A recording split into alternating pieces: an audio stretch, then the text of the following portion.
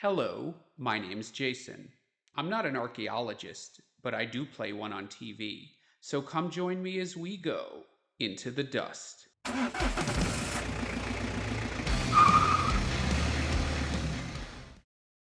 Yes. But in any event, you're not working physically on site, but you're still working on the puzzle of Stonehenge. So can you Mm. tell us about some of your recent and Mm. developing work? Yeah. Well, I think one of the key interests is why they brought the stones from so far away. And it's all of them. It looks like none of the stones are actually local to the site. And that is unique in the more than 800 stone circles in Britain that survive. And you have to ask the question, why was this so important? And I think that really gets to the heart of the Stonehenge mystery, because it's unique for several reasons. Its stones are non-local. It's the only one that has uprights and lintels, and it's also the only one where the stones are actually shaped. They're dressed with hammer stones and so forth. And that inevitably led us to think about, well, why have they come from where they have? For the question of the Sarsens, those are the really big ones. They've actually only come 15 miles, 24 kilometers, and probably from the place where they could most easily get those.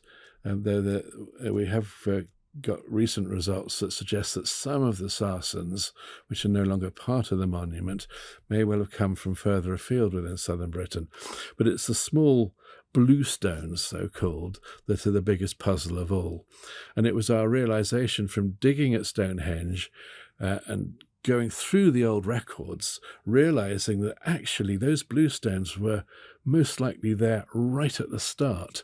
So if there was any understanding of the origin of Stonehenge, it had to account for why these were brought 180 miles, 240 kilometres, all the way from the west coast of Britain, from West Wales. And at the time that we started to think about these interesting problems, we were very lucky to meet two geologists who themselves were becoming increasingly interested in this puzzle, Richard Bevins and Rob Ixer.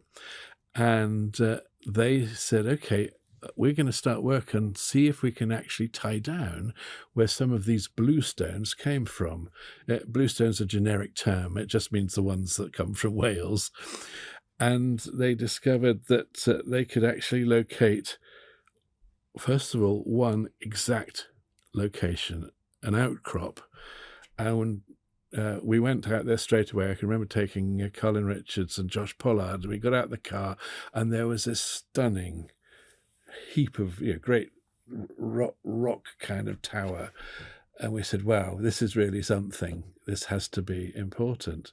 So we started excavation there. And when was this? So this was 2011, I think, was our first field season. And very much, an initial excavation, very small scale. And then within a couple of years, the geologists had found another source, this time right up on the top of the mountains, the range of the Preseli Hills. And that became a second site to look at. And all the time we were wondering, well, did they really just go straight from the quarries to Stonehenge? What mechanism could there be? And I was all the time remembering the words of a geologist from 100 years ago, a Welshman called H. Thomas, Herbert Thomas, who wrote, having identified the spotted dolerite type of bluestone as coming from that part of Wales, said, well, surely there must have been some venerated stone circle that was actually the source that was taken down and moved to Stonehenge. And I always wondered whether he might have actually hit the nail on the head. And we've been looking for that ever since. It's been a long old haul, and we'll find out, hopefully, this autumn whether there is indeed such a place. We thought we'd found it a few years back, but then we discovered that the stone circle in question was never even finished. And although some of its stones had been taken away, we couldn't be sure that they actually were the stones that ended up at Stonehenge. And in any case, because it was unfinished, there could never have been anywhere near the 80 blue stones that we recognise as having made their way to Salisbury Plain. So do you have another site in mind in particular? We do indeed. Great. So watch this space. Awesome. We'll be hearing more about that.